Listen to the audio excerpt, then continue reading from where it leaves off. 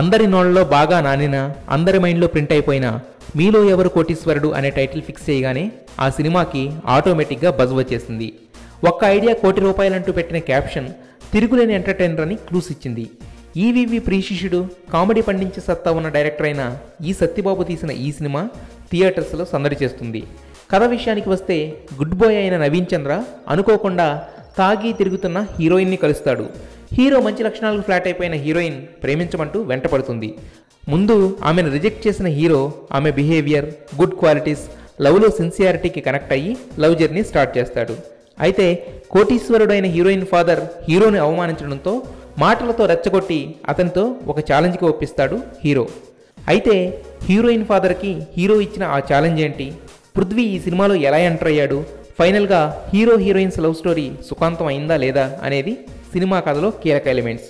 ఈ సినిమాకి నవీన్ చంద్ర హీరో అయిన ప్రతి టీజర్లో, ట్రైలర్లో పృథ్వీని ఎందుకు హైలైట్ చేశారో సినిమా చూస్తే అర్థమవుతుంది. చాలా బాగా వర్కౌట్ అయ్యే సినిమాలో మరో సినిమా అనే ఎవర్ గ్రీన్ కాన్సెప్ట్ని ఎంచుకున్నారు. ఆ సినిమాలో పృథ్వీ హీరో. నిజంగా చెప్పాలంటే మొదలైన దగ్గర నుండి మామూలుగా సాగిపోతుందనుకున్న మూవీలో అసలు మజా పృథ్వీ ఎంట్రీతో వస్తుంది. సినిమా మొత్తాన్ని తన భుజాలపై వేసుకుని నడిపించిన పృథ్వీ ఇంటర్వెల్కి 20 నిమిషాల ముందు నుండి హిలేరియస్ కామెడీతో నవ్వించి చంపేస్తాడు.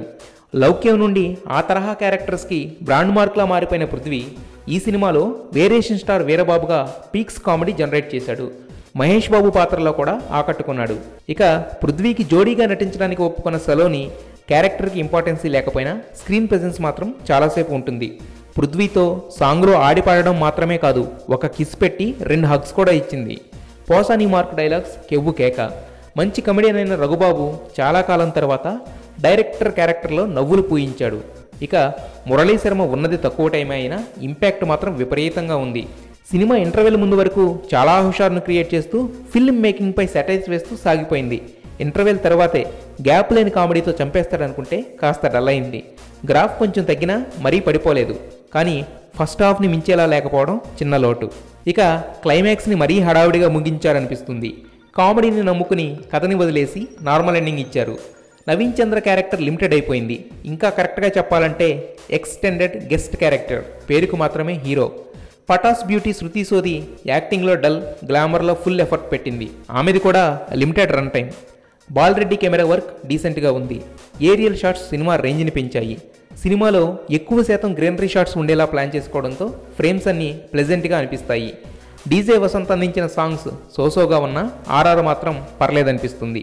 క్రాంతిరెడ్డి సకినాల రాసిన డైలాగ్స్లో హ్యూమర్ టచ్ వర్కౌట్ అయింది. బెంగాల్ టైగర్ లాంటి పెద్ద సినిమా ప్రొడ్యూస్ చేసిన కేకే రాధామోహన్ చాలా రిచ్గా నిర్మించాడు. ప్రొడక్షన్ వాల్యూస్ ఈ సినిమాకి యాడెడ్ అడ్వాంటేజ్. ఇంతకుముందు సినిమాతో ఫ్లాప్ ఇచ్చిన ఈ సత్యబాబుకి ఈ సినిమా ఊరటనిస్తుంది. ముందు చెప్పినట్టుగా ఫస్ట్ హాఫ్ రేంజ్లో సెకండ్ హాఫ్ కనుక ఉండుంటే ఈ వీక్ రిలీజెస్లో పీక్ హిట్గా నిలిచేది. ఓవరాల్గా చూస్తే ఎంగేజింగ్ కామెడీతో ఎంటర్టైన్ చేస్తుంది మీలో ఎవరు కోటీశ్వరుడు. కొన్ని డైజెస్ట్ కాని విషయాలు కూడా ఉంటాయి. వాటి జోలికి పోకుండా టైం పాస్ కోసం వెళితే మాత్రం సాటిస్ఫై అయి రావచ్చు. ఈ కామెడీ ఓరియంటెడ్ సినిమా చూడాలంటే దగ్గరలో ఉన్న థియేటర్స్కి వెళ్ళి చూసి ఎంజాయ్ చేయండి. Kill piracy, save cinema. Railway Raj ఆడి ఓడిన ఆట వీడు. ముసలకి నీళ్ళల్లో బలం, వీళ్ళకి అడవిలో బలం. ఏం రో లావు మాట్లాడుతున్నావు?